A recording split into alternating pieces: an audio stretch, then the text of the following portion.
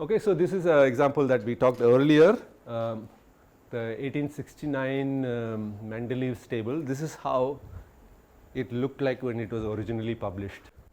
Okay. So he was not sure about some of the elements, and he had predicted possibly some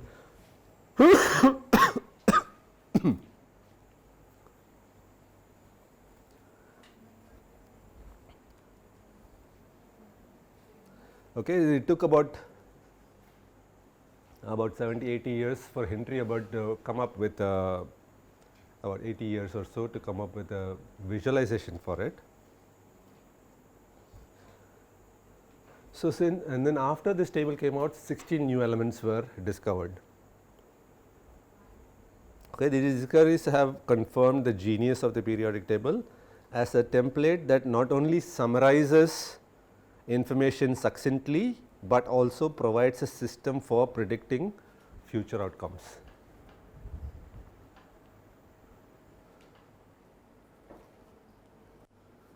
Okay, so there was also advocacy or kind of changing people's mind kind of visualizations. A good example was done by British abolitionist William Elford in 1788. Okay, it's kind of, this is an example that predates everything. So, it's not strictly a data visualization example, I would say, but a lot of very powerful visual storytelling. Okay. Now, you know that the slave trade was abolished in Britain much before it was even considered in America, right. So, way back in 1788, there were people in the British Parliament who were arguing against slave trade, because of the really very inhuman conditions that these slaves were transported from the western coast of Africa to Europe and then to America, right. How much ever he talked about it in the parliament, or these people talked about it in the parliament, nobody could really get a grasp, the sense of what it was actually the conditions were. Okay. So, what they did was very interesting. So, they commissioned a study on one specific slave ship. Okay. Now, these slave ships were built exclusively for transporting slaves as cargo, right. So, these are cargo ships built for transporting slaves. Okay. So, one such ship was called Brooks, and it was plying between Europe and Africa and then to America, right, frequently making these trips, and these were like wealthy British businessmen who owned their ships, and they traded in slaves as if they were trading in normal goods and cargo, right. And so, they went and documented how the conditions were in these ships. So, through some sketches and diagrams. Okay. So, these are some of the diagrams. So, this is the actual ship and the cross section of the ship, and they also had logs of all the transactions that were happening, right. So, the ships would record the number of slaves that they were picking up, and then they were dropping off, and then how many people died on the way. Sometimes the hygiene conditions on the deck was so poor that if they contracted some very highly contagious disease, the entire cargo would be infected with it, and then the entire ship would die, before even they reached their destination. So, this is the condition, right. They did not even have a standing room high places for them, and these trips would take about 2 months. Okay. So, you are forced to live in this tiny little space, or basically be in this tiny little space for about 2 months, shackled in metal chains and fed very little, absolutely no toilet facilities or anything. There will be a hose of water that to wash away excrements and stuff like that. It was really, so this is how they were packed. Okay. So, this is a kind of a representation true to the data that was collected. Okay. So, in a sense it was a visualization of the data and had that authenticity to tell that story, right. So, you go and tell them as a story that there are 300 people transported in this small amount of space. Nobody could visualize what it was like that, what it was to travel in those conditions, right. but when it was presented as diagrams, multiple diagrams, this is just only 2 of them. So more of them, such as this, for example, how they separated women, boys and men, and how they were, stacked together in multiple layers and so on.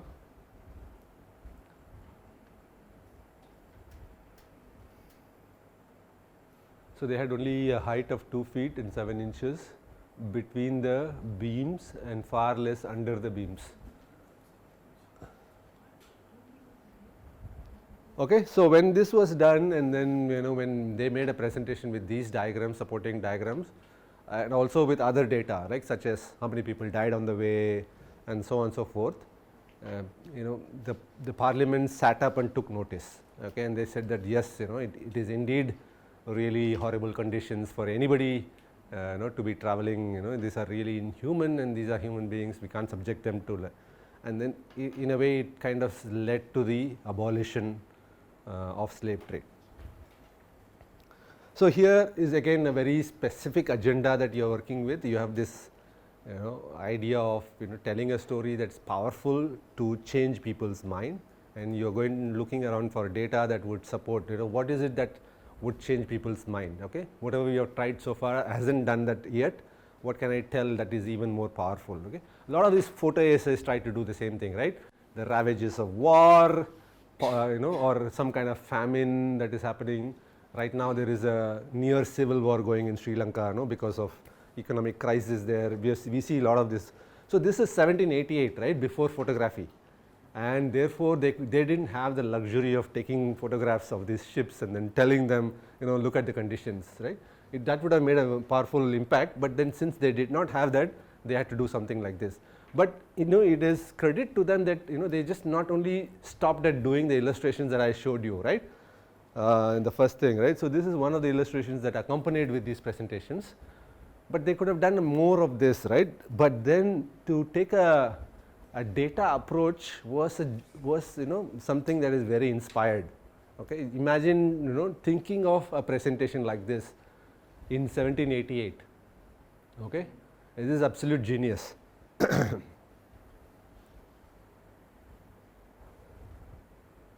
Okay, so we saw some good examples here. So let us see what other people think of, especially people in this field. Edward Tufte is one guy you will keep hearing about it. I will mention some of the books that he has written. You might have heard about him as well. So what he says is that visualization is nothing but clear thinking that is made visible. Okay, so it's about some clarity of thought that has been made visible. Okay, Richard Saul Wurman, who coined the term information anxiety long before information anxiety became a thing, says that it is not about designing graphics, it's about designing information. Okay, of course we use graphics, but we don't primarily do graphic design. Okay, we do information design and we use graphic design to do good information design. Kep said that vision can no longer be employed simply to support verbal and conceptual meanings.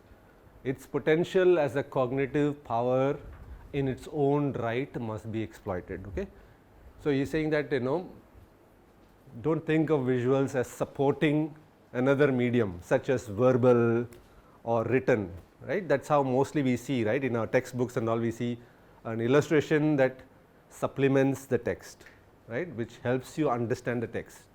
But there is potential for vision to be a cognitive tool on its own, right, without being the aid of text or visualization is really about external cognition, that is how resources outside the mind can be used to boost the cognitive abilities of the mind.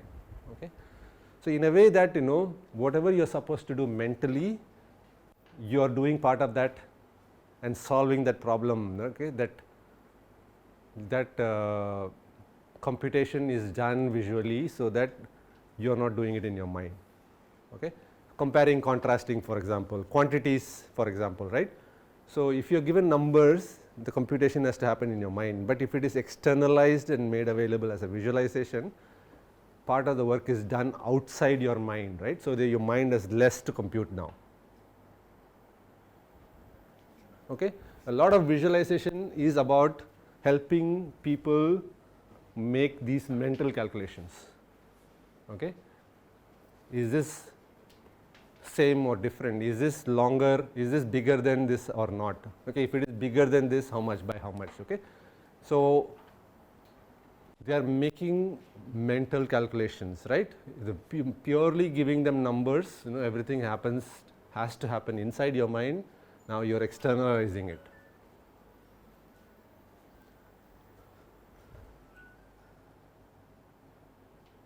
Okay, so we saw some of these as to why we do that. Okay, so explain. We help with understanding. Sometimes we tell a story. Sometimes we make complex data accessible and so on, right? So roughly put,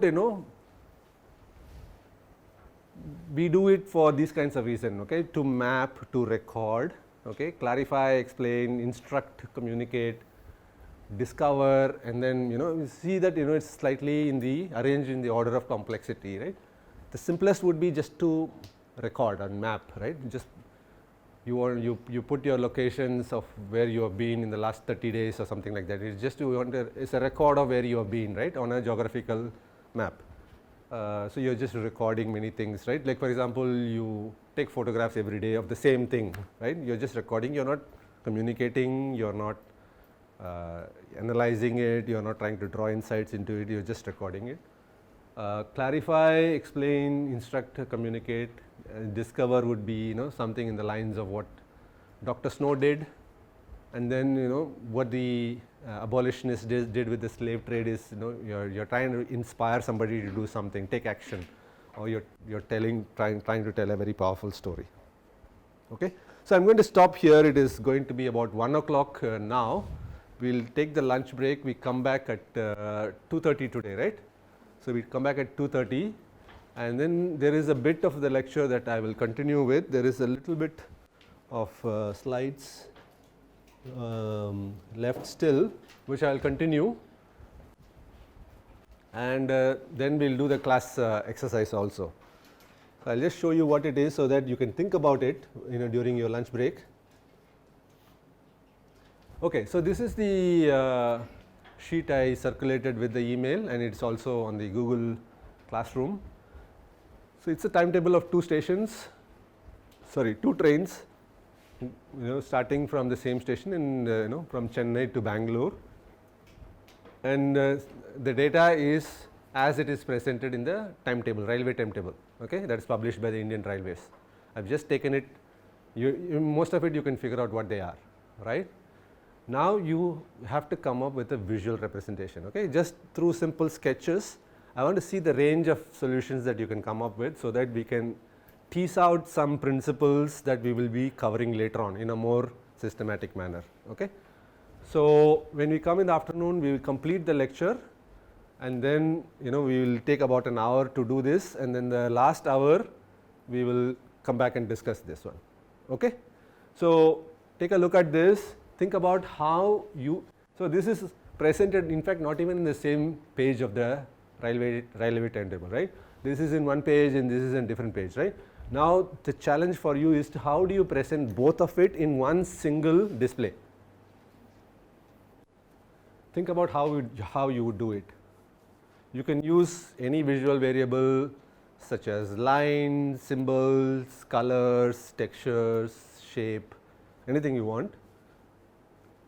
Of course, it need not be entirely visual. You can use labels, text labels along with it. But think about how you can economically do this, and then it is help with understanding that information. Okay, so simple. So this is not about storytelling or anything, right? This is not to inspire people, change their minds or anything like that, right? So it's an information that's available in this form. Can this be presented more in a friendly manner, right? That I understand it even quicker, especially if I want to compare across these 2 trains. Okay, so why do we visualize at all? We will go through some examples, to illustrate the points about what different visualizations do different things. Something that we touched upon a little bit in the morning about some of them can be about a story, some of them could just be just information communication, some of them could be explanation and so on. Okay, so this is a program for a film festival. It's in German. Intentionally I picked up some example that you will not be able to make sense of by just merely reading it, but you can figure out what they are, right? So what do you think is on the first column? Yeah, the venues, right? So these are venues, and what are the three segments in the red? Dates, right? And the date, and it's not only date, it's also the day, right? So I guess it is Wednesday, Thursday, Friday, I think, right? Because free tag looks like a Friday. And then you have the slots, right? And the boxes, individual boxes are the specific screenings. Okay, what is the movie and how long that is, right? So it gives you some information about the length of the movie. So for example, this one starts at 3 o'clock and ends at 4 o'clock.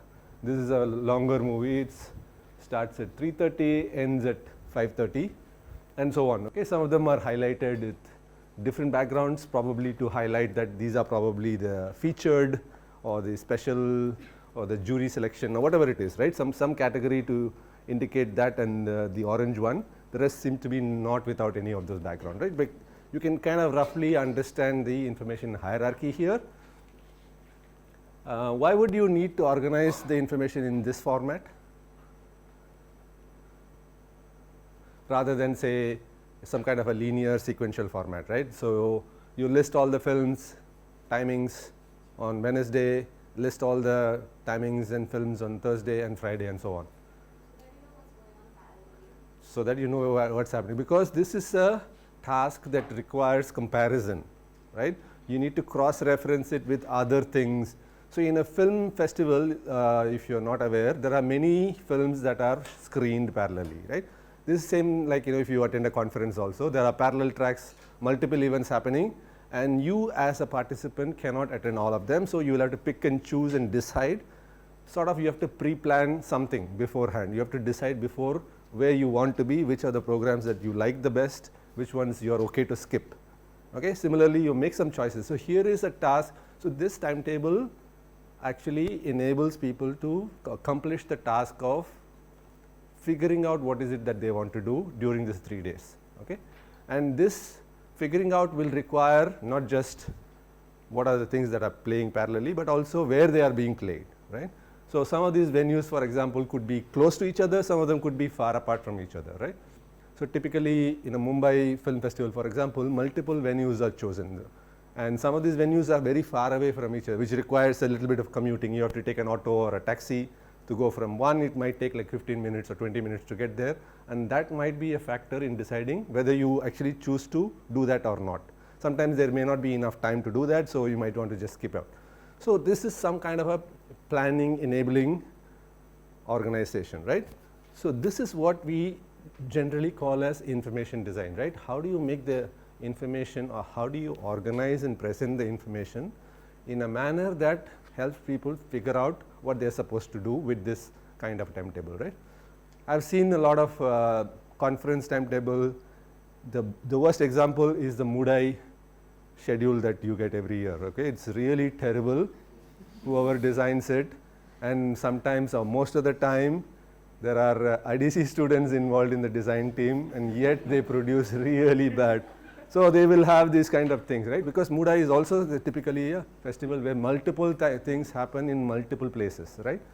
And you just don't get a sense of what you want to do because they are all sequentially arranged, right? So you'll have to do a comparison across multiple. Either they are arranged as venues, or they are arranged as chronologically, but then venues are all separated. So there is no facility for you to cross compare, right?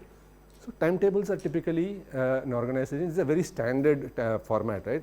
Your class timetables are presented like this, right? For a reason. So you kind of figure it out. although there are not much of a choices that you can make, but at least it tells you for how long, how much time you have in between classes, which class follows which class, which are the classes that repeat weekly, which are the classes that repeat daily, and so on, right?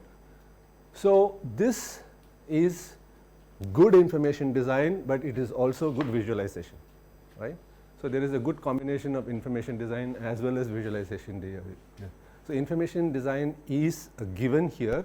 As you can see that there is not a lot of effort required for visualizing this, okay, because the only about visualization you can see is that there is some differentiation with typography here, okay, with the days and days are days and dates are in one color, the rest, so there is a differentiation between venues.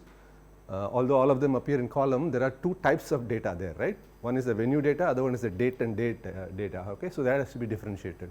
And how have they done it? By color coding them differently. And as I mentioned, that there seems to be a venue that is a special venue where some kind of a special screening is happening, and that is highlighted differently, okay. So this is data visualization. So this is visualization or information which is presented in a manner that is very specific to the objective of enabling people accomplish the task of planning their activity during these 3 days. Okay. So they could be slightly more complex. Yes, go ahead.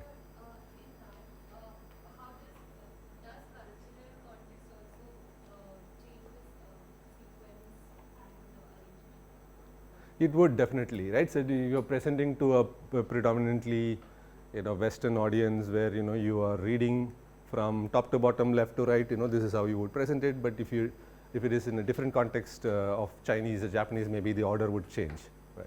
Or if it is from right to left, right? As in Arabic languages, Hebrew, they are all read from right to left, right? So this is a one-page, graphic. That appeared in New York Times at the time of Hurricane Katrina. I don't know if you guys remember Hurricane Katrina. That was one of those level 5 category hurricanes that hit the coast of New Orleans, and the city was inundated. Historic flooding happened. Many people lost their homes. A lot of lives were lost as well. And there were some legacy problems with the city itself, because it is a city that is below sea level, and there is some kind of a way by which the seawater is prevented from getting into the city, okay, by means of these artificial structures called levees or something, levees I think. These levees are there to protect the seawater during high tide, okay. The city level is actually lower than the sea level, okay. So water would enter, so to prevent that, they have like a solid earth wall surrounding the city that prevents water from coming in. Okay. Now that's meant only to deal with the seasonal tidal increase of water levels only, right? But not to the scale of something like a Hurricane 5 level, which is very, very, very unusual. Okay. So even the levees could not withstand it. So the levees were breached, and then water entered. And then entirely flooded this area and so on, okay. So the map, so the larger graphic there, you see the progress of the hurricane, okay. So there is a timeline plot of how the hurricane started out in the sea and became more intense and intense as it approached the coast. And when at one point specifically it was labeled as from category 4 to 5 or 3 to 4, and then the path it took actually, right, and what are the areas that was affected, right, because the circle affects the areas, and the ones that are closer to the center are the more high velocity winds. As they move further, it is less intense. So there are multiple graphic things, okay. So this is a plan of the city, and the color coding indicates the areas that are below the sea level and how much of that flooding happened, cross section of the same area. So you can see the sea level, and this is the levee, the earth bridge that protects water from coming in, and then these are the various levels at which the water reached during the different times.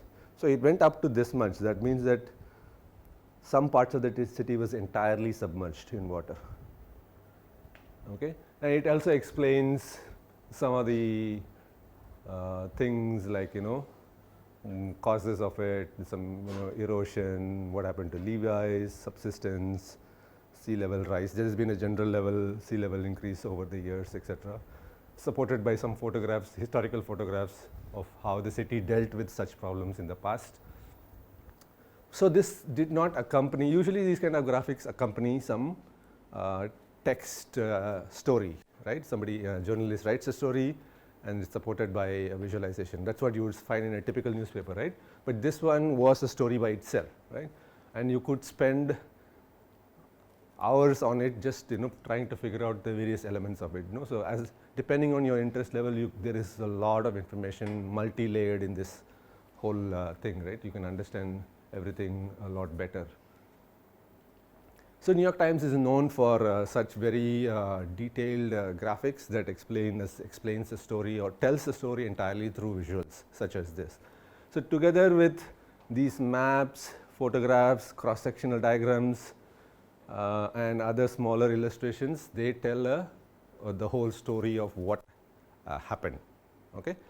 So newspaper stories are always about what happened, right? So newspaper stories report what happened. Okay? So this is a visual reporting of that incident. So you will find a lot of examples such as this. For example, this is a Concorde accident and how it happened. So you will see a lot of graphic elements here to show the different stages of the accident, when it happened, and what caused it to happen, which parts were affected, and in a lot more detail. So essentially, there was some kind of a debris that was left over from a tire from a previous plane that was lying on the tarmac, and this Concorde plane, which followed that other plane, right,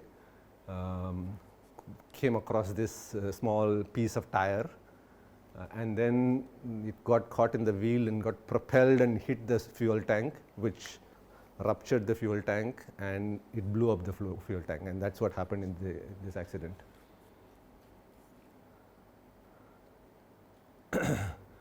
This was the 7/7 London bomb blast, which was almost to the scale of what happened in 9/11. After that, I think it was in 2003, if I'm not mistaken. There was multiple simultaneous bombings in the city of London, right? So there were 3 bombs in 3 underground trains, and there was a double-decker bus that also was bombed by suicide bombers. And this explains what are the stations or where it happened specifically, the various locations, as well as the bus. And they have used very interesting axonometric drawings here, okay, and cross sections to indicate which part of the compartment, exactly which place in the compartment that it happened. So if you read through all the annotations, right, you will understand the whole story, right? So if the train has 6 compartments, the story will tell you that it happened in the 4th compartment, it was in the middle, or it was in the front portion of the compartment, it was left under the seat or over the seat. For example, the double-decker bus, the bomb was placed on the upper deck of the bus, and so on and so forth. Okay, so this is like a standalone story by itself.